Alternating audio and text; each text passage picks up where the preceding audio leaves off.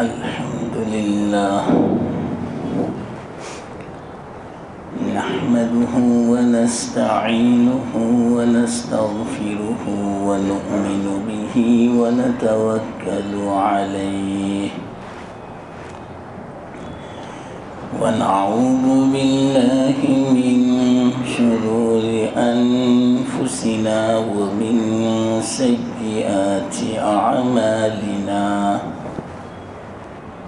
من يهده الله فلا مضل له ومن يضلله فلا هادي له ونشهد أن لا إله إلا الله وحده لا شريك له ونشهد أن سيدنا ومولانا محمدا عبده ورسوله صلى الله تعالى عليه وعلى آله وأصحابه وأزواجه وذرياته وأتباعه وبارك وسلم تسليما كثيرا أما بعد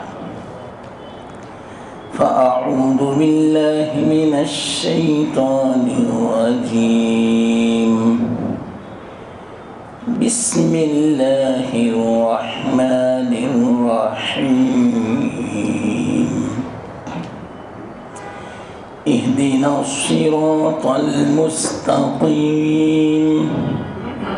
صراط الذين أنعمت عليهم غير المغضوب عليهم ولا الضالين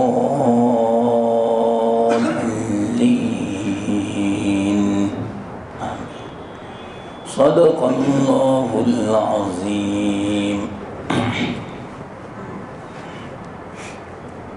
محترم دوستو بزرگ، گزشتہ 5 مجلس میں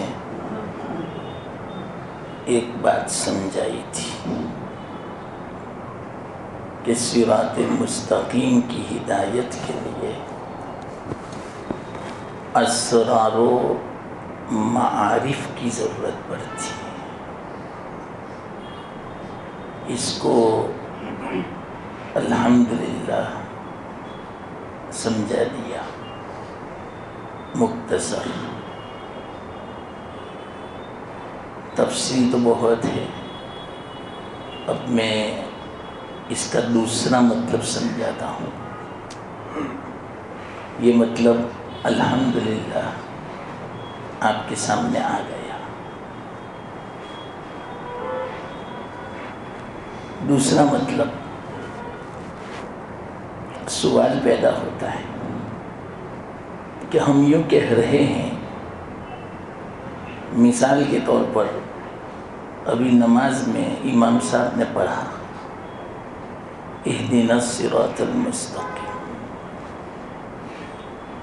اس کا معنی ہے ہمیں سیدھے راستے کی ہدایت دیں. تو یہ جو ہم نماز پڑھ رہے تھے یہ سیدھا راستہ ہی تو تھا، اور ہم نماز کی حالت میں ہدایت پر تھے الحمدللہ. پھر سوال کیسا؟ جو چیز آدمی کو حاصل ہو، اب اس کا سوال، اس کو علمی زبان میں کہتے ہیں تحصیل حاصل.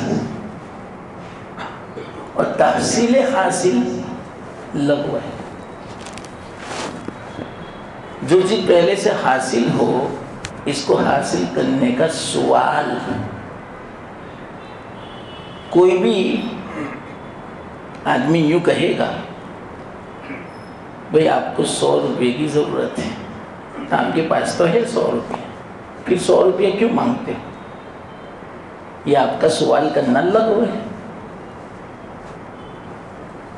تو یہ زبردست مفسرین نے اس آیت کے ماتحت میں سوال اٹھایا ہے. بڑے بڑے مفسرین نے، امام رازی رحمۃ اللہ علیہ،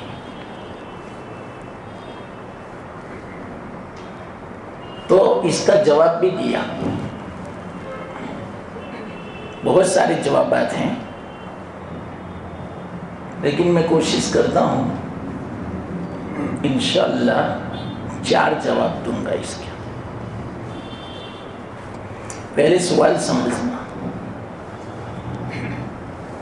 تو سوال تو یہ ہو گیا، ہم نماز میں تھے، نماز سے بڑی ہدایت کیا ہو سکتی؟ اس سے بڑی ہدایت کوئی نہیں. پھر بھی ہمیں حکم ہے ہدایت کا سوال کرو.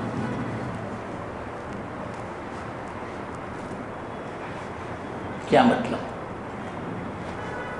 پہلا مطلب، ہم جو نماز پڑھ رہے ہیں وہ صرف ایک نماز نہیں ہے، پوری زندگی کی نمازیں ہیں. اور صرف ایک فرض نماز نہیں ہے، واجبات بھی، سنن بھی ہے، نوافل بھی ہے،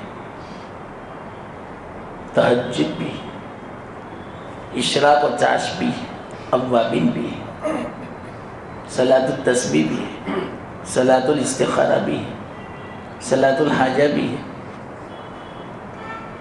بہت ساری نمازیں ہیں. تو ہم اللہ سے سوال کرتے ہیں کہ اللہ، جب تو نے ہمیں یہ مغرب کی نماز کی توفیق عطا فرمائی تو اس کے علاوہ بھی بہت ساری نمازیں ہیں، پوری زندگی کی نمازیں ہیں، نوافل ہیں، سنن ہیں، واجبات ہیں. یا اللہ ہمیں اس کی بھی توفیق عطا فرما. یہ تصور کر کے پڑھو.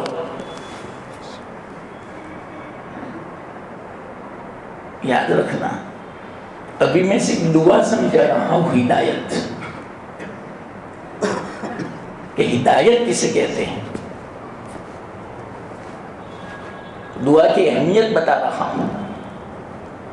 شروع میں نے کہا تھا 7 مجلس پہلے، تخمیناً 7 یا 8، کہ اس دعا کو معمولی مت سمجھنا. یہ دعا اکیلی جو قبول ہو گئی، دنیا و آخرت میں کامیابی. کوئی چیز اس میں نہیں چھوٹی، سب آ گیا، جس کو میں سمجھا رہا ہوں 8 مجلس سے. کتنی زبردست. اور ایک بات یاد رکھنا، مختصر میں ایک بات یاد آئی، ایک مفسر کی فرماتے ہیں اصل ہدایت ہے، سب سے بڑی اگر کوئی نعمت ہے ہدایت، اس سے بڑی کوئی نعمت. یہ دل میں بٹھا لو اس بات کو. اولاد نعمت اسی وقت ہے جبکہ اولاد کے ساتھ ہدایت ہو، ورنہ اولاد نعمت نہیں ہے، مصیبت ہے. جیسے آج کل دیکھو، کیوں اولاد کے ساتھ ہدایت نہیں ہے. کتنی زبردست بات مفسر نے کہی. صحت نعمت ہے، لیکن یہ نعمت اسی وقت صحت کے ساتھ ہدایت ہے، ورنہ یہی صحت گناہوں میں استعمال ہوتی، ہدایت نہیں ہوگی. تو مال نعمت ہے لیکن ہدایت ہو ساتھ میں تو، ورنہ یہی مال نافرمانی کا سبب بنے گا، گناہوں کا سبب بنے گا، جہنم کا سبب بنے گا، مصیبتوں کا سبب بنے گا. کہ مال کس طرح خرچ کرنے کا، یہ ہے ہدایت. کس طرح کمانے کا، یہ ہے ہدایت. یہ اگر نہیں ہے، مال مصیبت ہے. واللہ میں کہتا ہوں اس سے بہتر کہ مال نہ ہو.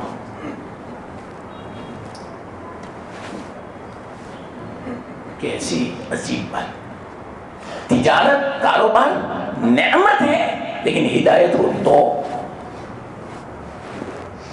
ورنہ یہی کاروبار، یہی تجارت حرام کا ذریعہ بنے گی.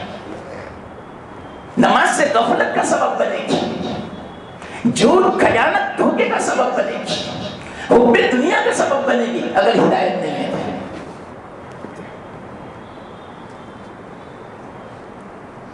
تو اب تک فائدہ اٹھاؤ گے؟ آنکھیں بند ہوگی تب پتا چلے گا کہ اتنی بڑی مصیبت تھی یہ تجارت میرے لیے، اگر ہدایت نہیں ہے تو۔ کیسی عجیب بات بیان کی ایک مفسر نے واقعیت۔ تو اصل سب سے بڑی نعمت اور اصل جس کو بولتے ہیں، اصل کا معنی کیا معنی؟ جڑ اصل، یہ تو سب شاخیں ہیں، جڑ مضبوط ہو، تنا اصل، تو اصل ہدایت ہے۔ اگر ہدایت نہیں تو واقعیتاً اولاد بھی نعمت نہیں ہے، مال نعمت نہیں ہے، صحت نعمت نہیں ہے، ہمارا وجود خود مصیبت ہے اگر ہمارے ساتھ ہدایت نہیں ہے تو۔ اس سے بہتر کہ ہمارا وجود نہ ہوتا، اللہ ہمیں پیدا ہی نہ کرتا اگر تو ہدایت نہ ہو تو۔ اسی بنا پر جن کو ہدایت نہیں ملی اللہ ان کو فرماتے ہیں اولئک کالانعام بل ہم اضل، وہ جانور ہے، جانور سے بھی گئے گزرے گمراہ۔ لو کلام مجید سے پتا چلا۔ تو جب جانور سے بھی گئے گزرے ہیں تو اس سے بہتر تو یہ تھا کہ ہم دنیا میں آتے ہی نہیں۔ واحد وجہ کیا؟ ہدایت نہیں۔ آنکھیں نعمت ہے، لیکن یہ نعمت اس وقت آنکھوں کی ہدایت ہو تو، ورنہ آنکھیں زحمت ہے۔ آنکھوں کی ہدایت کیا؟ صحیح استعمال کرو، قرآن دیکھو، والدین دیکھو، رشتہ داروں کو دیکھو، بیت اللہ کو دیکھو، علماء کو دیکھو۔ یہ ہے اللہ کی قدرت کو دیکھو، اللہ کے نظام کو دیکھو، یہ ہے ہدایت آنکھوں کی۔ یہ نہیں ہے، صحیح کہتا ہوں، آنکھیں نہ ہونا بہتر، اندھا ہو بہتر ہے، یہ گناہوں سے تو بچے گا۔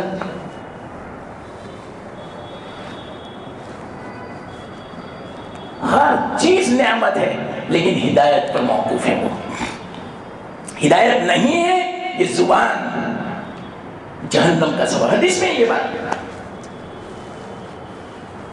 صحابی نے پوچھا یا رسول اللہ صلی اللہ علیہ وسلم زبان کی بنا پر جہنم میں؟ ارے اکثر جہنم میں جائیں گے زبان کی بنا پر۔ ہمیں پتہ نہیں کہ ہماری زبان کیسی استعمال ہوتی۔ اکثر دیکھو ہماری زبان بے قابو ہے، لغو، اس کا بھی سوال ہوگا کیا فائدہ تھا اس کا؟ بولو تو، اس بولنے کا اتنی دیر میں تو سبحان اللہ پڑھ سکتے تھے، دل جوئی کر سکتے تھے، کسی کی ہمدردی ظاہر کر سکتے تھے، تسلی دے سکتے تھے آپ۔ کوئی فائدہ نہیں، کوئی لغو، یہ گمراہی ہے، ہدایت نہیں۔ یہ میں نے مختصر سمجھا، بہت تفصیل، اسی میں اپنی مجلس ہو جائے گی، بات نہیں چلے گی پھر۔ بس یاد رکھنا اصل ہدایت، میں نے یہ اس لیے سمجھایا اہمیت کا پتہ چلے کہ اتنی چھوٹی سی سورت جو تمام آسمانی کتابوں کا خلاصہ ہے، اور اس سورت میں بھی اصل یہ ہے ہدایت۔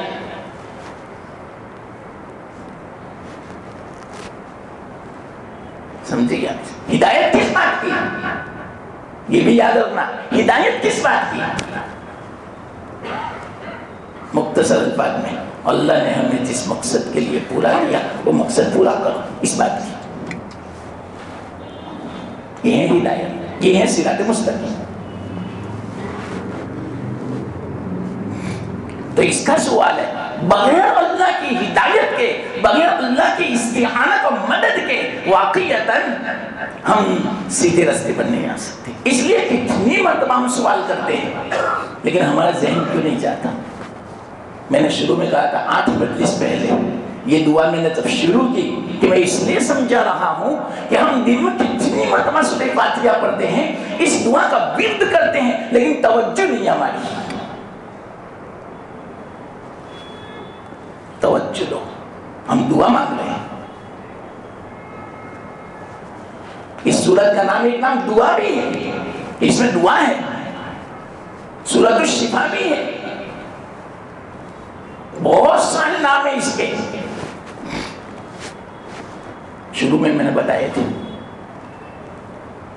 زبردست دعا ہے، تو نماز میں، نفل میں یا امام صاحب جب پڑھے اس وقت دھیان دو کہ امام صاحب دعا مانگ رہے ہیں، اہدنا الصراط المستقیم، تو جب غیر المغضوب علیہم ولا الضالین آمین دل سے کہو۔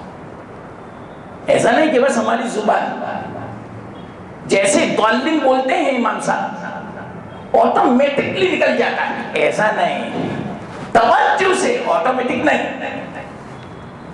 دھیان سے آٹومیٹک نہیں، یاد رکھنا توجہ سے آمین نکلنا چاہیے کہ قبول فرما۔ اس وقت فرشتے بھی آمین کہتے ہیں حدیث میں، اور فرشتے جب آمین کہتے ہیں اللہ کے رسول صلی اللہ علیہ وسلم ارشاد فرماتے ہیں مقتدی کی آمین فرشتوں کی آمین کے ساتھ ہو جاتی ہے تو سارے گناہ مغفرت ہو گئی۔ کتنا اچھا!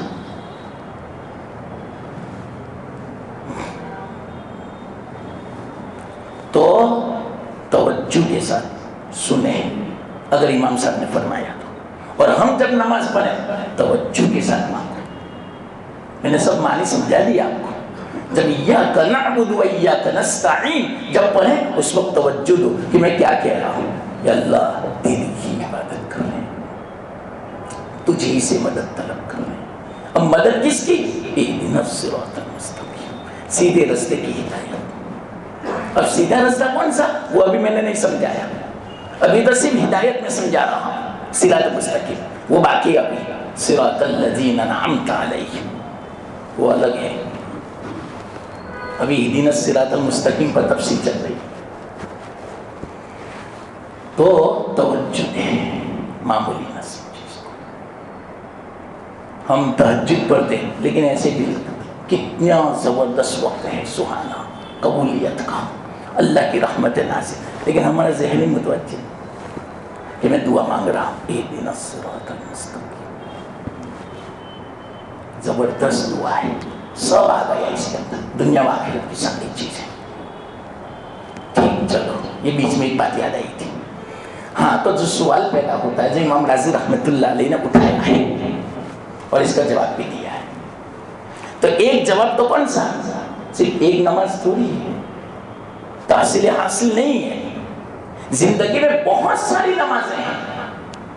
اب آپ ہی بتاؤ، توجہ سے دعا مانگیں گے جو قبول ہو گئی تو انشاءاللہ العزیز ساری نمازیں پڑھنا آسان، تہجد پڑھنا آسان، اوابین اشراق پڑھنا آسان، دوسری نمازیں تکبیر اولیٰ کے ساتھ پڑھنا آسان، سنت واجبات پڑھنا آسان، دعا قبول ہو گئی تو بھئی یہ تصور کر کے پڑھو اہدنا الصراط المستقیم۔ یہ اللہ سے یہ نماز نہیں مغرب کی، پوری زندگی کی نماز مرتے دم تک مجھے توفیق عطا فرما۔ ایک مطلب یہ بیان فرمایا، دوسرا جواب دیا، دوسرا جواب بھی عجیب واقعیتاً کمال کر دیا امام راضی نے۔ میں سوچتا ہوں اتنی باتیں آتی الحمدللہ، وہ ایک شوشہ چھوڑ دیتے ہیں بس علم میں، لیکن دریا پر گزا فرما دیتے ہیں، پورا سمندر اس کے اندر سمویا ہوا ہوتا ہے۔ اتنی زبردست بات ہوتی ہے ان کی۔ کیا فرماتے معلوم؟ مثال سے بات سمجھائیں۔ مثال کیا دی؟ ایک ڈگری ہے، کسی کو ڈگری مل گئی ڈاکٹر کی یا انجینئرنگ کی، پروفیسر کی، ٹیچر کی، جو بھی ہو، ڈگری مل گئی، لیکن آپ ہی بتاؤ صرف ڈگری کافی ہے؟ جب تک کہ آپ کی تقرری نہ ہو، کسی کمپنی میں آپ ملازمت شروع نہ کریں، وہاں تک یہ ڈگری کوئی کام کی نہیں۔ بس صرف یوں کہیں میں ڈاکٹر ہوں، لیکن آپ نے کلینک تو شروع نہیں کیا۔ میں سی اے ہوں، لیکن آپ نے وہ کام تو شروع نہیں کیا۔ میں انجینئر ہوں، جو بھی ہو آپ، پروفیسر جو بھی ہو، بس بیٹھے ہوئے ہیں، کیا فائدہ بتاؤ؟ جب تک کہ اس کا فائدہ نہ ہو تو آپ کی تقرری نہ ہو، ملازمت کہیں آپ کی شروع نہ ہو جائے، کوئی کمپنی والا آپ کو ملازمت کے لیے قبول نہ کرے، ساری دنیا بیکار۔ کتنے ہیں دنیا میں آج ڈگری والے، نوکری نہیں ملتی، کیا فائدہ بتاؤ بچاؤ؟ دھندا کرتے ہیں معمولی سے، بڑے بڑے ڈگری والے۔ تو کیا مثال سمجھائی انہوں نے؟ ایک ہے ڈگری، ایک ہے تقرری۔ اصل تقرری ہے، کسی بھی نام پر کسی کی ڈگری نہیں ہے لیکن تقرری ہے، ملازمت ہے، پیسہ شروع ہو گیا آنا، وہ فائدے پہ ہے۔ آج کتنے ایسے ہیں جن کی ڈگری نہیں ہے لیکن وہ کمپنی کے مالک ہیں، فیکٹری کے مالک ہیں۔ تو اصل تو یہ ہے فائدہ ہو۔ تو دو چیزیں الگ الگ ہیں، ایک ڈگری ایک تقرری، اور اس میں اصل تقرری ہے، تنخواہ شروع ہو جائے، پیسہ ملنا شروع ہو جائے، فائدہ حاصل ہونا شروع ہو جائے، یہ اصل ہے۔ یہ مثال دی۔ اب کیا سمجھے ہمارے؟ ہم نے نماز کے اندر اہدنا الصراط المستقیم کہا، یا اللہ صراط مستقیم کی ہدایت دے، تو یہ ڈگری حاصل ہو گئی، عمل وجود میں آ گیا۔ اور یہ ڈگری کس کی ہے معلوم؟ اس کی تقرری کیا ہے؟ دنیا کی ڈگری، اس کی تقرری، اس کا فائدہ تنخواہ، پیسہ، دنیا کا حاصل ہونا۔ لیکن یہ جتنے عمل ہے، نماز ہو، تلاوت ہو، حج ہو، زکوٰۃ ہو، جو بھی ہو دین کی خدمت، یہ تو ڈگریاں ہیں۔ ابھی تو تقرری کیا ہے معلوم؟ اللہ قبول کرے۔ کیا عجیب امام راضی نے کمال کر دیا واقعات۔ تو کیا فرمایا معلوم کہ یہ جو عمل ہم نے کیا نماز کا، یہ تو صرف ڈگری ہے، یعنی جنت کا عمل ہے، یہ تو یہ اعمال جنت ہے، لیکن صرف عمل سے کچھ نہیں ہوگا، جب تک کہ قبول نہیں کرے گا وہاں تک جنت میں داخلہ ہو ہی نہیں سکتا۔ دنیا میں بہت ہیں ایسے جنہوں نے زندگی میں پوری زندگی نمازیں پڑھی لیکن قبول نہیں تھی، تو داخلہ نہیں ہوا۔ بہت ہیں حج کرنے والے، یہ واقعات ایسے میں آپ کو سناؤں گا، آپ حیرت میں پڑ جاوے، لیکن اللہ نے قبول نہیں کیا تو جنت میں داخلہ نہیں ہوا۔ تو دو چیزیں ہیں، عمل کے بعد قبولیت۔ تو عمل جب ہم نے کر لیا، ڈگری مل گئی جنت کے عمل کی۔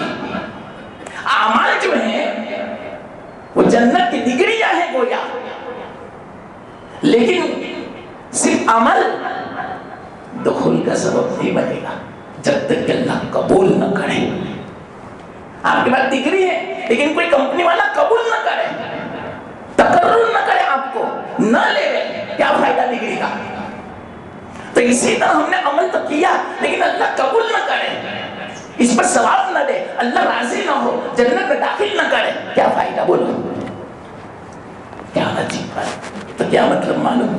ہم نے نماز تو پڑھی، ڈگری حاصل ہو گئی، ہم نماز پڑھ رہے ہیں، اب جو ہم اہدنا الصراط المستقیم کہتے ہیں، اس کا مطلب یہ ہے اللہ اس کو تو قبول فرما۔ زمانہ، دماغ کھل جاوے آدمی کا، اتنی زبردست اس کی تفسیر بیان فرمائی. قبولیت کے بغیر بیکار ہے. ایک میں محدث کا واقعہ سنا، بہت واقعات ہیں لیکن اس بات کو سمجھانے کے لیے. یحییٰ بن اقصم بہت بڑے محدث گزرے ہیں مامون الرشید کے زمانے میں، دوسری صدی میں. قاضی بھی تھے، چیف جسٹس، قاضی القضات، سپریم کورٹ کے اس زمانے کے سب سے بڑے جسٹس وہ یحییٰ بن اقصم، اور محدث بھی، زبردست عالم بھی. اور مامون الرشید عباسی خلیفہ تھا، بہت باروں ڈر لگے، اتنا زبردست، دیکھتے ہی آدمی مرعوب ہو جائے. مامون الرشید وہ زمانہ تھا، انہوں نے قاضی مقرر. مامون الرشید کو بھی صاحب کہتے تھے. مامون الرشید کیسے تھے معلوم؟ وہ یوں چاہتے تھے مجھ سے ہر آدمی خوش رہے. یہ تو مناسب نہیں، یہ تو شریعت میں مطلوب بھی نہیں. اس کو اپنی زبان میں ہر دل عزیز بولتے ہیں کہ ہر ایک کا دل کا میں معزز، محترم، محبوب بن جاؤں. بالکل مناسب. ایسا تو اللہ کا بھی معاملہ نہیں. کتنوں کے دلوں میں اللہ کی محبت نہیں ہے، اللہ سے دشمنی ہے، اللہ کو بھی نہیں مانتے. تو جب اللہ ایسے ہیں جو اللہ کو کتنے نہ ماننے والے ہیں، تو ہم کہاں سے آ گئے کہ ہم ہر ایک کے دل کو خوش رکھیں؟ یہ تو ہو نہیں سکتا. کوئی نہ کوئی تو آپ سے شکایت کرے گا. بالکل فکر مت کرو اس چیز، آپ اپنا کام کرتے رہو، اللہ کا حکم پورا کرتے رہو. کیا مطلب اس کا معلوم؟ یعنی وہ یوں چاہتا تھا کہ مجھ سے شیعہ بھی خوش رہیں، سنی بھی خوش رہیں. یہ نہیں ہو سکتا. شیعہ کب خوش رہیں گے معلوم؟ جب ان کی تمنا ہو، امیدیں ہو، ان کی جو شریعت کی جو باتیں ہیں، عقیدہ ہے، اس کو آپ پورا کریں گے تب خوش ہوں گے. اس بنا پر مامون الرشید نے کیا اعلان کروایا معلوم؟ کہ متع جائز ہے، متع جائز ہے. یہ شیعہ لوگوں کا عقیدہ ہے. متع کسے کہتے ہیں معلوم؟ یہ کہہ دو آپ، کسی عورت کے ساتھ چند دنوں کے لیے نکاح کرنا، بس فائدہ اٹھانا. تب آپ مثال کے طور پر سفر میں گئے ہیں، آپ کو مناسب نہیں کہ بیوی کو ساتھ میں لے جاؤ. ان کے یہاں تو ہے یہ مسئلہ، اور بہت مبارک سمجھتے اس عمل کو شیعہ لوگ. ہفتے ہفتے کے لیے شادی ہوتی ہے ان کی. تو کہیں گئے فوراً ایک عورت سے کہا ایک ہفتہ میں رہنے والا ہوں، میرے ساتھ رہو ایک ہفتہ. کتنے پیسے چاہیے بولو، اپنے نکاح کر لے. ہو گیا نکاح. متع اس کو بولتے ہیں. بس فائدہ اٹھا، تمتع، فائدہ اٹھا. ان کے یہاں بہت مبارک عمل ہے شیعہ لوگوں کا ابھی بھی متع. تو مامون الرشید نے کیا چاہا کہ شیعہ بھی مجھ سے خوش رہے، اس لیے پوری حکومت میں اعلان کرائے کہ متع جائز ہے، جس کو کرنا ہو کوئی حرج کی بات نہیں. لیکن ان کو پتا چلا، صاحب منع کر دیا، یہ ہو نہیں سکتا، اعلان واپس لینا پڑے گا آپ کو. واپس لینا پڑا مامون الرشید کو. یحییٰ بن اقصم چیف جسٹس سے، قاضی القضات، کسی کی ہمت نہیں کہ اس کے سامنے بول سکے مامون الرشید کے سامنے. جیسے ہمارا اکبر بادشاہ گزرا ہے، وہ یہی چاہتا تھا کہ مجھ سے بدھ لوگ بھی خوش رہیں، ہندو بھی خوش رہیں، مسلمان بھی خوش رہیں، مشرک بھی خوش رہیں، نصرانی بھی خوش رہیں، یہودی بھی خوش رہیں. سب کا ملا کر ایک مذہب بنایا تھا، دین الہی. اس میں مورتی کی بھی پوجا تھی، سب کچھ تھا. کیوں معلوم؟ اس کی وجہ کہ میں ہر ایک کے دل میں محبوب رہوں، ہر دل عزیز بنوں. اس لیے یہ کیا تھا اس نے اکبر نے. اس لیے تو آج کل کے ہندو بہت تعریف کرتے ہیں اکبر کی. اور جہاں یہ عالمگیر رحمت اللہ علیہ کی برائی بیان کرتے ہیں، کیوں؟ وہ پکی مسلمان تھے، قطر مسلمان تھے، اور ذرہ برابر بیت المال میں سے اور حکومت میں سے ایک روپیہ بھی نہیں لیتے تھے. اپنے ہاتھ کی کمائی کا وہ کھاتے تھے. کوئی خیانت نہیں، کوئی ظلم نہیں، ہر ایک کوئی انصاف. تو ان کو پسند نہیں تھا تو آپ بدنام کر رہے ہیں. اور اکبر بادشاہ کی بہت تعریف کرتے ہیں. ان کی ایک اہلیہ تو غیر مسلم تھی، راجستھان تھی. بہت خوش ہیں اکبر سے. تم خوش ہوں گے لیکن اللہ تھوڑی خوش ہوگا. تو مامون الرشید ایسا تھا. تو یحییٰ بن اقصی ان کی بات میں کہہ رہا تھا. ان کی جب وفات ہوئی، ان کا انتقال ہوا، کسی کو خواب میں زیارت ہوئی، ان کے حالات میں یہ بات لکھی. بڑے بڑے علماء اس بات کو بیان فرماتے ہیں. جب ملاقات ہوئی، خواب میں زیارت ہوئی، تو انہوں نے پوچھا کیا گزری، کیسا معاملہ اللہ تعالیٰ نے آپ کے ساتھ کیا؟ یحییٰ بن اقصی نے فرمایا اللہ کے سامنے پیشی ہوئی. اللہ نے مجھے پوچھا یحییٰ کیا لائے؟ میں نے کہا اللہ میں نے تیرے لیے 55 حج کیے. دیکھا اچھا ایک بھی قبول نہیں. لکھا ہے واقعہ. دیکھیں وہ پریشان ہو گئے. انہوں نے پھر 10 قرآن ختم کیے تھے، وہ بتایا کہ اتنے قرآن میں نے ختم کیے، ایک بھی قبول نہیں. یا اللہ پوری زندگی میں نے خدمت کی دین کی، میرے کوئی قبول نہیں خدمت. اب پریشان میں کیا جواب دوں. لیکن عالم تھا، محدث تھی، سمجھدار تھا کہ یہاں اپنا عمل کام نہیں آئے گا. دیکھو قبول نہیں. اس سے پتا چلا، یہ میں سمجھا رہا ہوں، یہ واقعہ اس پر میں نے سمجھایا. قبول نہ ہوتا سب بیکار ہے. تو ہم یہ جو اہدینا الصراط المستقیم بولتے ہیں، اس کا مطلب کیا؟ یا اللہ ہم نے نماز تو پڑھی لیکن قبول فرما لے. میں نے بیان تو کیا لیکن قبول فرما لے. میں نے حج کیا، اس کو قبول فرما لے. میں نے زکات ادا کی، اس کو قبول فرما لے. تو قبولیت کی فکر ہونی چاہیے. اصل یہ ہے، اصل صرف ڈگری کام نہیں آئے گی، تقرری اصل ہے. عمل کے اوپر دخول جنت ملے، یہ ہے اصل. تو ہم اس کی دعا کر رہے ہیں. اہدنا الصراط المستقیم میں کتنی جامع دعا ہے، کتنی بڑی دعا ہے. کیا ہوا؟ یحییٰ بن اقصی نے کہا یہاں تو اپنے عمل سے کام نہیں بن پاتا، اب میں کیا کہوں. ایک دم سے دل میں خیال آیا یا اللہ اب تو بس تیرا فضل چاہیے. تیری رحمت کے بغیر میری مغفرت مشکل ہے، تیری رحمت کے بغیر میں جنت میں داخلہ مشکل ہے. اللہ نے فرمایا اے یحییٰ اب تم نے کوئی کرینے کی بات کی، سلیقے کی بات کی، جاؤ میں نے اپنی رحمت سے تمہیں جنت میں داخل کر دیا. دیکھو اس سے پتا چلا اصل قبول ہے. اس کی فکر کرو.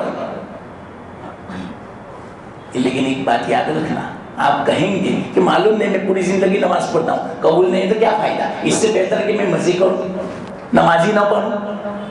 نہیں، یہ مطلب نہیں ہے. انہوں نے پوری زندگی نماز پڑھی، حج کیا، تو اسی کے تحفے میں اللہ نے رحمت کا معاملہ کیا. یہ بھی یاد رکھنا.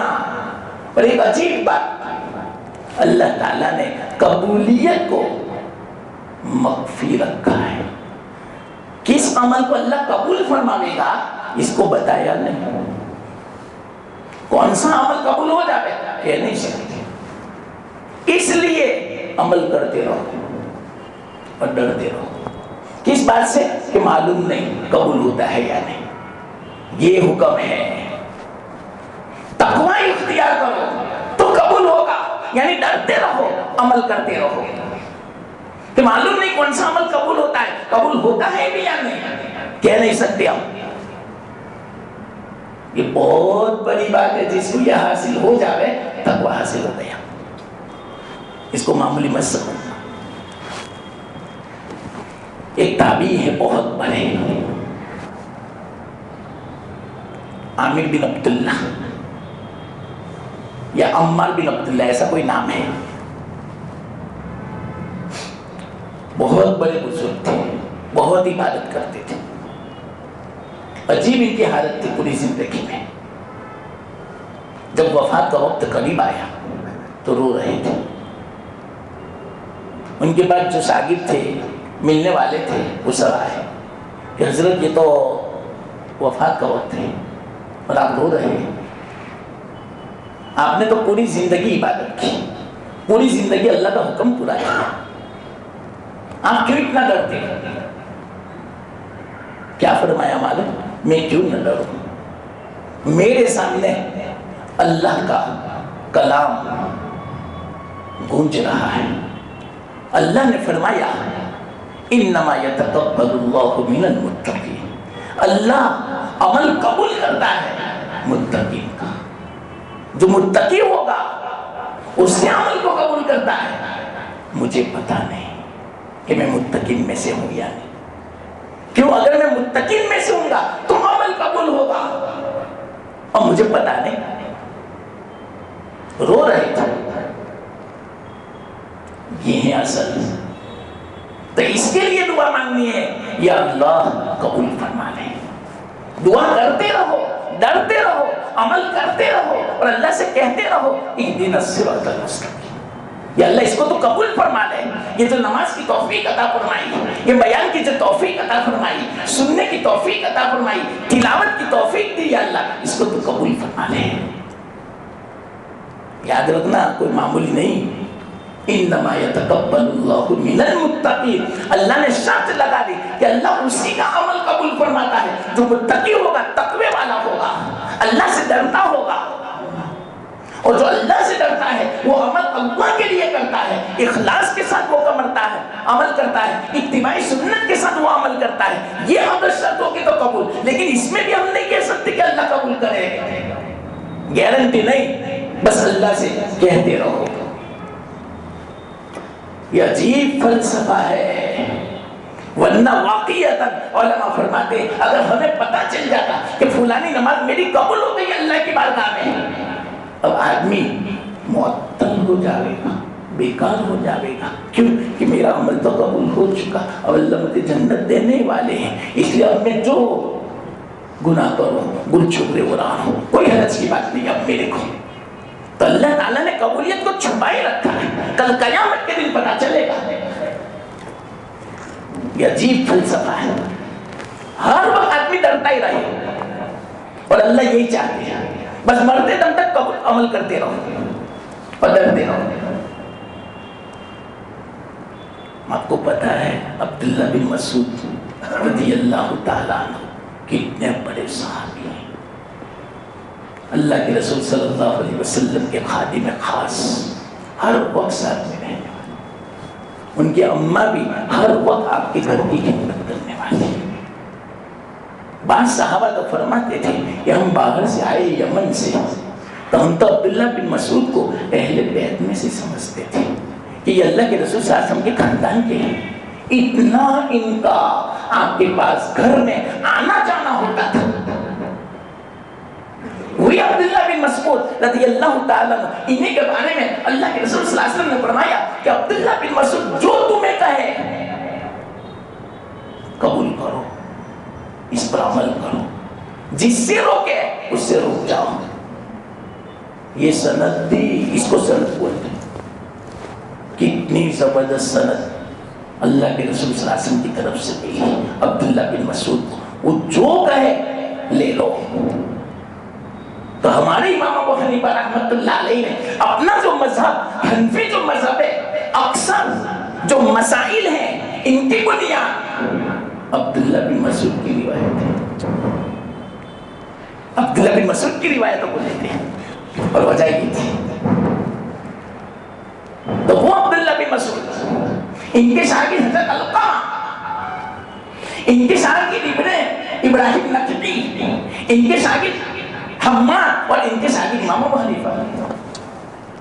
یہ میں اس لیے کہتا ہوں, غلط فہمی ہے آج لوگوں میں بہت بڑی کہ امام ابو حنیفہ اپنی باتیں بیان کرتے ہیں, اپنی رائے سے باتیں بیان کرتے ہیں, بالکل غلط ہے. امام ابو حنیفہ ان کے جتنے بھی مسائل ہیں، ان کا جو مسلک و مذہب حنفی وہ تمام احادیث سے لیا ہوا ہے، اور وہ بھی احادیث کس کی؟ عبداللہ بن مسعود کی. یہ لوگ دھوکہ دیتے ہیں عوام کو.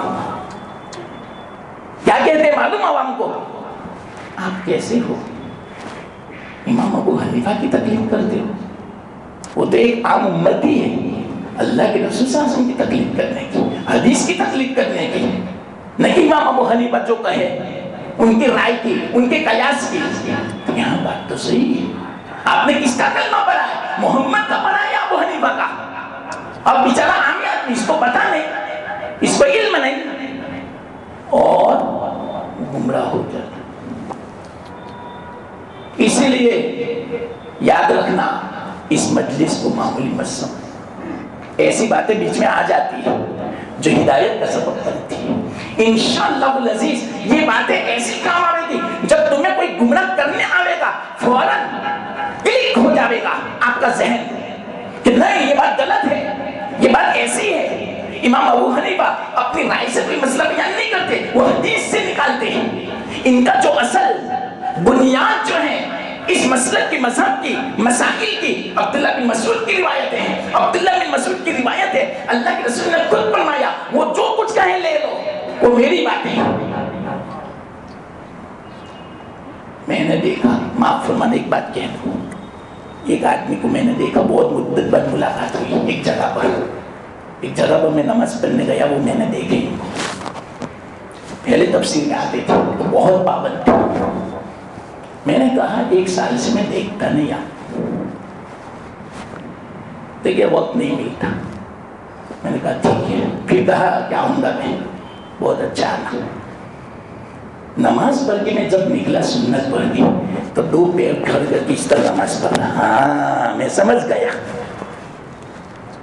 یہ پھنس گیا ہے، اس لیے نہیں آتا.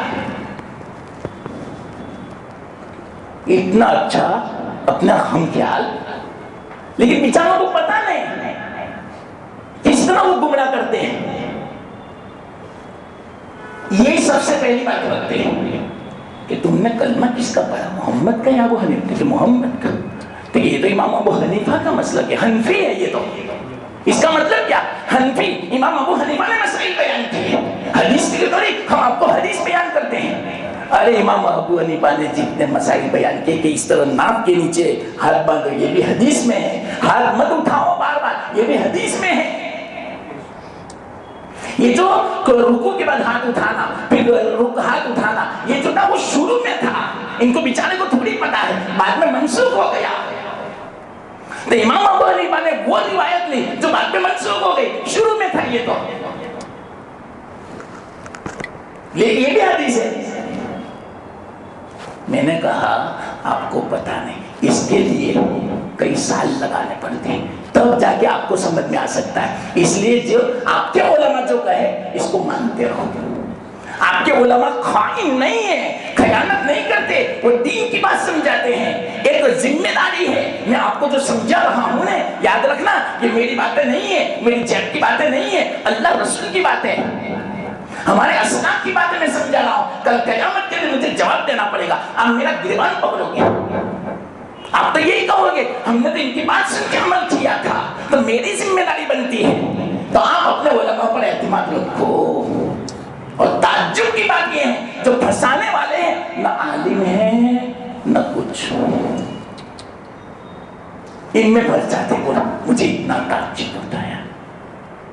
اصل میں اس میں آسانی بہت ہے نہیں، اس میں تھوڑی پابندی کرنی پڑتی ہے. بس جو آسان ہو بات اس کو لے لو. تفسیر ہے، چلو اس کو، یہ تو بیچ میں ایک بات آ گئی اس لیے میں نے کہہ دیا. آپ کو پتا ہے میں نے 1 سال پورا سمجھایا تھا اس بات پر، بار بار تھوڑی بات آتی ہے. 1 سال بیان کیا تھا، یہ میں نے سمجھایا تھا کہ تکلیف کیا ہے اور عدم تکلیف کیا ہے، اور یہ جو مذہب حنفی کیا ہے، پوری تفصیل اس زمانے کی. اگر آپ کے پاس بیانات ریکارڈ ہو تو سن لینا. پورا سال میں نے یہ سمجھایا تھا الحمدللہ. 1 سال وہ میں نے بدعت سمجھائی تھی، 2 سال بیان کیا تھا، جتنے بھی اشکالات ہیں بدعتیوں کو، بریلویوں کو، سب جوابات میں نے سمجھائے تھے اور تفصیل کے ساتھ الحمدللہ. اور غیر مقلدوں کو جتنے بھی اشکالات ہیں حنفی مذہب کے اوپر پورا تفصیل کے ساتھ میں نے سمجھایا تھا. آ گئی یہ باتیں، بار بار تھوڑی آتی ہے. الحمدللہ کوئی بات ایسی نہیں تھی جو میں نے نہ سمجھائی ہو. ان کے جتنے بھی اشکالات ہیں وہ سارے اشکالات کا جوابات میں نے دیے تھے. ہاں تو عبداللہ بن مسعود رضی اللہ تعالیٰ عنہ اللہ کے رسول صلی اللہ علیہ وسلم کے خادم خاص، جس وقت وفات کا وقت قریب آیا رو رہے تھے. عبداللہ بن مسعود، یا اللہ، واقعی سوچنے کی بات ہے ہم جیسوں کے لیے، جن کے بارے میں اللہ تعالیٰ نے فرما دیا ان کی مغفرت ہو گئی، رضی اللہ عنہ ورضوا عنہ، فیصلہ ہو چکا، ہمارے بارے میں کچھ نہیں کہہ سکتے. وہ عبداللہ بن مسعود رو رہے تھے اور کیا فرما رہے تھے معلوم؟ میں نے کہا نا، عمل کرتے رہو، ڈرتے رہو. اللہ بے نیاز ہے، اللہ پر کسی کا دباؤ نہیں. یاد رکھنا اس بات کو، چاہے کوئی بھی ہو، ہر ایک ڈرتے ہیں. ہمارے آقا محمد مصطفیٰ صلی اللہ علیہ وسلم فرماتے ہیں میں بھی جنت میں داخل ہوں گا اللہ کی رحمت سے، عمل سے نہیں. یا اللہ تو حد ہو گیا. اب کیا ہم اپنے عمل کے اوپر فخر کریں کہ میں تہجد گزار ہوں، میں حج عمرے کرتا ہوں، میں چلے لگاتا ہوں، میں نماز کا پابند ہوں، میں تسبیح پڑھتا ہوں، میں روزانہ 5 پارے پڑھتا ہوں. کیا کوئی فخر کر سکتا ہے؟ بلکہ ڈرتے رہنا چاہیے. 5 پارے پڑھنے کے بعد ڈرو کہ اللہ 5 پارے تو میں نے پڑھ لیے، 5 گھنٹے لگائے، قبول بھی ہوگا یا نہیں. یا اللہ قبول فرما لے اس کو. رو اور قبول کی اللہ سے بھیک مانگو. یہ ہے اہدنا الصراط المستقیم. یہ میں سمجھا رہا ہوں. تو صحابہ ایسے تھے، عبداللہ بن مسعود جیسے. اللہ اکبر، میں تو حیرت میں ہوں. ان کے حالات اگر آپ جانیں اور ان کی جو باتیں ہیں، اللہ تعالیٰ نے ان کو جو نوازا تھا علم سے، ان کی بات میں آپ کو نقل کر رہا ہوں. کسی نے پوچھا کیا ہے؟ انہوں نے فرمایا کہ اگر مجھے پتا چل جائے کہ اللہ تعالیٰ نے میرے عمل کو قبول کیا ہے، کوئی بھی عمل، لیکن مجھے پتا نہیں، کل قیامت کے دن پتا چلے گا. لیکن اگر مجھے پتا چل جائے دنیا میں کہ میرا ایک عمل قبول ہے، تو مجھے ساری دنیا بھر کے سونے کا مالک بنا دیا جائے. اس سے بہتر اور اس سے زیادہ پسند مجھے ایک عمل جو اللہ نے قبول کیا ہے وہ ہے، نہ کہ ساری دنیا سونا بھر کے مجھے قابض بنا دیا جائے. یہ مجھے اتنا پسند نہیں ہے جتنا مجھے پسند یہ ہے اللہ میرا ایک عمل قبول کر. اس پر میں ابھی ایک واقعہ سناتا ہوں، پہلے یہ بات سن لو. ایک صحابی تھے حکیم الامت جن کا لقب تھا ابو الدرداء رضی اللہ تعالیٰ عنہ. ابو الدرداء فرماتے ہیں زبردست ان کی باتیں ہوتی تھی. ان کا لقب حکیم الامت پر گیا تھا. حکمت کی بات ہے، سب باتیں نقل کی ہے علماء نے حدیثوں میں. وہ فرماتے ہیں اگر مجھے پتہ چل جائے کہ اللہ تعالیٰ نے میری ایک نماز قبول کی ہے. صحابی کتنے ڈرتے ہیں یا اللہ. اور ان کی نمازیں کیسی ہوتی تھی، کتنی توجہ والی، کتنی خشوع و خضوع والی. اور آج کل ہماری نمازیں دیکھو، اور ایک نماز پڑھ لی معلوم نہیں اپنے آپ کو کیا سمجھتے ہیں، دوسروں کو حقیر سمجھنے لگتے ہیں جو نماز نہیں پڑھتے. حقیر تو کسی کو سمجھنے کا حق ہے ہی نہیں. یاد رکھنا اس بات کو. بہت خطرناک اس کی وعید ہے، خطرناک اس کا انجام ہے. بہت واقعات ہیں. پھر کبھی میں آئے کی بات تو انشاءاللہ میں سناؤں گا کیا ہوتا ہے اس کا. بعض مرتبہ ایمان سلب ہو جاتا ہے، یہاں تک کہ آپ کافر کو بھی حقیر نہیں سمجھ. یہ کیسا ہے بے وقوف، اتنا بڑا پروفیسر ہے لیکن اپنے ہاتھ کی بنائی ہوئی بک اس کے سامنے چھوٹتا ہے. کیسی عقل ہے؟ نہیں، ایسا نہیں بول سکتے. اللہ کا احسان مانو، شکر کہ اللہ نے مجھے بچا دیا. اللہ ان کو ہدایت دے، سمجھ دے دے. حقیر نہیں سمجھ سکتے، ورنہ الٹا ہو سکتا ہے. ایسا ہوا میں سناؤں گا کبھی. اور جیسی ویسی ہستی نہیں، بہت اونچی ہستی، حضرت شبلی جیسے، حضرت جنید جیسے، ان کے شیخ کیسے ہو گیا آپ اندازہ لگاؤ. اور 1000 خانقاہیں چلتی تھی ان کے ماتحت میں، کتنے مساجد اور مدارس چلتے تھے. حکومت آ گئی ایک آدمی کے بارے میں، اللہ نے ایمان چھوڑ دیا، نصرانی بنا دیا. پوری دنیا میں کوہرام مچ گیا تھا اس وقت، صرف بغداد میں نہیں، پوری دنیا میں. یہ کیا ہوا؟ پھر اللہ نے توفیق دے دی. سبق سکھانا تھا کسی کو. حکیم میرا بندہ ہے، حکیم آپ کو سمجھنے کا حق نہیں. یاد رکھنا، اپنا خادم کیوں نہ ہو، حکیم مت سمجھو. اللہ قادر ہے خادم کو سیٹھ بنا دے، سیٹھ کو خادم بنا دے. ایسے بھی واقعات ہوتے. مالک اگر ہو تو اس کو خادم بنا دے اور مملوک کو مالک بنا دے. یہ تو حق بنتا ہی نہیں. کیوں؟ اس لیے کہ ہمارا کمال نہیں ہے. جو کچھ ہمیں توفیق دی اللہ نے توفیق دی. بس یہ سمجھو، اپنا کمال مت سمجھو. جس نے اپنا کمال سمجھا ہلاک ہو گیا. شیطان نے اپنا کمال کہا، قارون نے اپنا کمال کہا تھا. یہ جو کچھ ہے، مال ملکت جائیداد، یہ میرے علم کی بنا پر ہے. قارون نے یہ کہا تھا. اللہ نے دسا دیا زمین میں. کیا سمجھتا ہے تو؟ میرا فضل ہے، میں نے دیا تھا تجھے مال.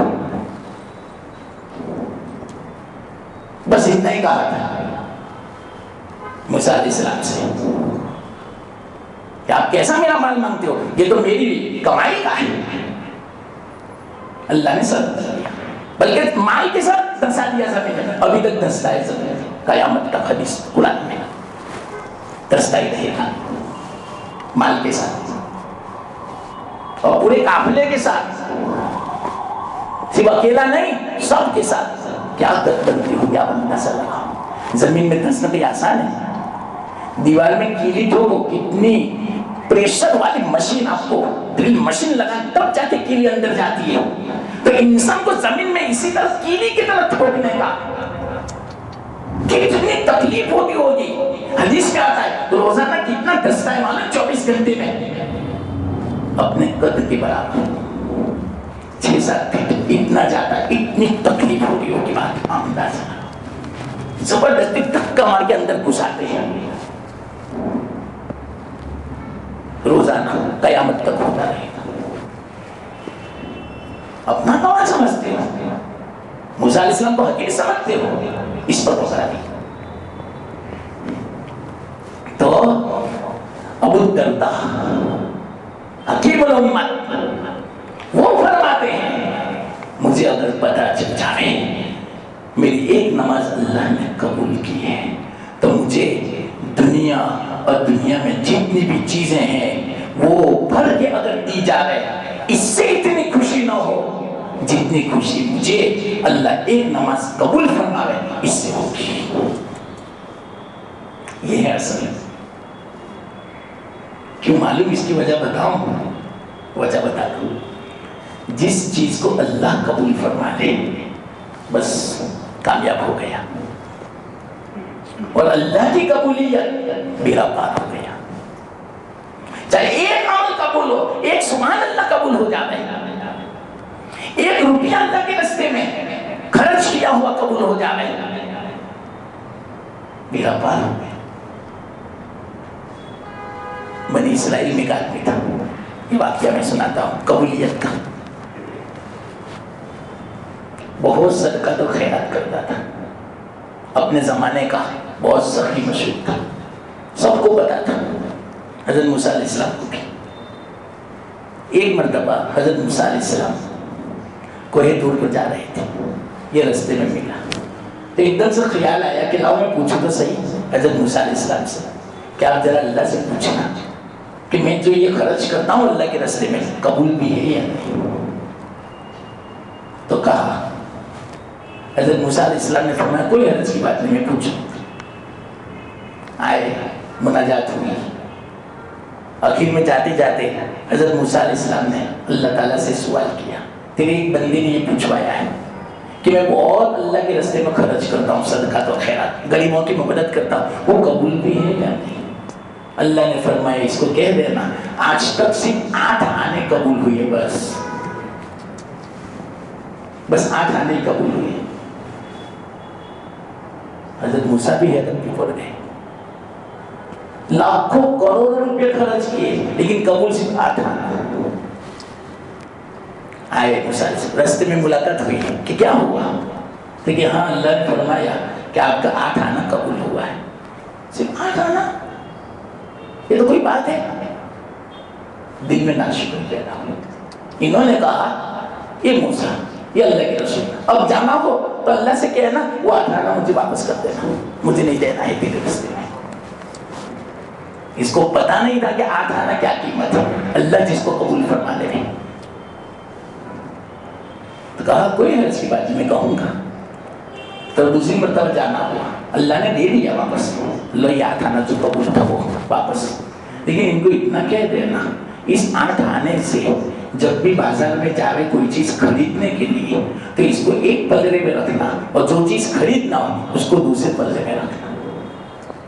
اگر ہم وزن ہو جاوے، وہ پلڑا چک جاوے تو لے لینا، اور اس کے اندر سامنے والے پلڑے میں چیزیں رکھتے جانا۔ کہا کوئی حرج نہیں، کہہ دیا بازار گیا کوئی چیز خریدنے، یا تو سبزی یا تو گوشت یا کوئی چیز، ہم وزن تو گیا، ایک پلڑے میں 8 آنا رکھا، دوسرے پلڑے میں چیزیں رکھی، لیکن وہ اٹھا ہوا ہے چیزوں والا، اور وہ جھکا ہوا ہے، بڑا بڑا پھول بھر دیا لیکن جھکنے کا نام نہیں لیتا۔ حیرت میں پڑ گیا۔ پھر اس سے بڑا کوئی ترازو تھا، اس کے اندر یہ رکھا گیا 8 آنا، اور اس کے دوسرے پلڑے میں چیزوں کو رکھا گیا، یہاں تک کہ لوہا رکھا گیا، سونا رکھا گیا، چیزوں کو، کپڑوں کو رکھا گیا، وہ سب کچھ رکھا گیا، لیکن اٹھا ہوا ہے پلڑا، جھکنے کا نام نہیں لیتا۔ پریشان، پھر بڑے ترازو میں رکھا گیا، پھر بھی یہ جھکنے کا نام نہیں لیتا، یہاں تک کہ بنی اسرائیل میں مشہور ہو گیا کہ یہ تو جادو کی اٹھنی ہے، جادو لگتا ہے اس کے اندر تو، کہ اس کو کوئی جھکا ہی نہیں سکتا، اس کا کوئی ہم وزن ہی نہیں ہے۔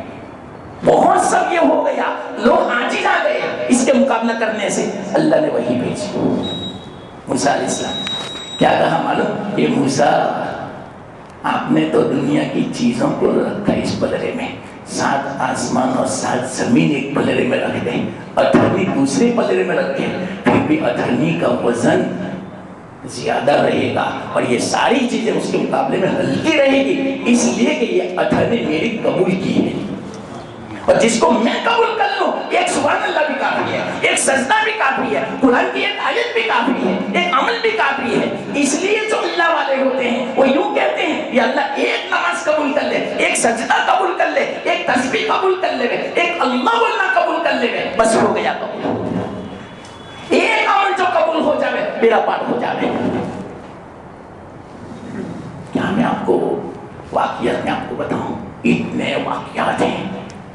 مثال کے طور پر بخاری شریف کا ایک مختصر واقعہ سناتے ہیں۔ ایک فاحشہ عورت پوری زندگی اسی میں گزاری، کنویں سے پانی نکال رہی تھی، پیاسی تھی، پیا، ایک کتا آیا، زبان باہر نکلی تو وہ کانپ رہا تھا، اس نے دیکھا کہ یہ پیاسا ہے، کیچڑ چاٹ رہا تھا، سمجھ گئی پیاسا ہے۔ فاحشہ عورت نے اپنا دوپٹہ، اپنا موزہ باندھا اور لٹکایا اور پانی بھرا اور پانی اس کو پلا دیا۔ اللہ کو یہ عمل قبول ہو گیا۔ حدیث میں بخاری شریف میں اللہ نے اس عمل کی بنا پر ساری زندگی کے گناہوں کو مٹا بھی دیا، مغفرت بھی کر دی اور جنت بھی دے دی۔ یہ ہے اللہ کی قبولیت۔ تو اللہ کی قبولیت کو معمول میں. تو ہم یہ جو دعا مانگتے ہیں اہدنا الصراط المستقیم، ہم نے عمل تو کر لیا لیکن یا اللہ اس نماز کو قبول فرما لے. ابھی بات باقی ہے. الارم پتہ بھی مجھے پتہ بھی نہیں چلا. آج 1 گھنٹہ ہو گئے. ابھی میں سمجھا رہا تھا اصل میں قبولیت کس سے ہوتی ہے. ابھی یہ بات میں نے نہیں سمجھائی. ابھی تو 1-2 واقعات آئے، سینکڑوں واقعات ہیں اس میں. بس اللہ تعالیٰ قبول فرمائے. اور یہ حقیقت میں اصل ہے. ہم بیان کریں پوری زندگی لیکن قبول نہ ہو تو بیکار ہے. واللہ میں کہتا ہوں پوری زندگی کا بولنا بیکار ہے. لیکن پوری زندگی بولا، کوئی ایک جملہ پسند آ گیا اللہ تعالیٰ کو، 1 گھنٹے کا بیان نہیں، 1 گھنٹے میں 1 جملہ پسند آ گیا 10 سیکنڈ کا، واللہ میں کہتا ہوں میرا ایمان ہے، میرا پار ہو گیا. یہ ہے اصل. تو اللہ تعالیٰ قبول فرمائے. یہ ہے اہدنا الصراط المستقیم کا معنی. اللہ نے جو کہنے کی توفیق دی اور آپ کو سننے کی، اللہ سے یہی دعا کرتے ہیں کہ اس مجلس کی برکت سے قبولیت ہی کی بات ہے تو اللہ قبول فرمائے. وآخر دعوانا الحمدللہ.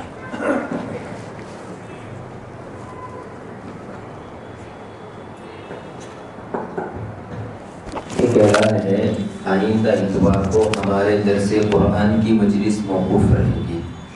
آئندہ ہفتے میں سنیچر سے یہاں 5 پتے علاقے میں میلہ لگتا ہے ہر سال کی طرح. اس سال بھی لگنے والا ہے. آنے جانے میں ٹریفک کا بڑا مسئلہ رہتا ہے، گاڑیوں کے پارکنگ کا بڑا مسئلہ رہتا ہے. تو اس بنیاد پر ہم نے آئندہ اتوار کو ہمارے درس قرآن کی مجلس کو موقوف رکھنے کا ارادہ کیا ہے.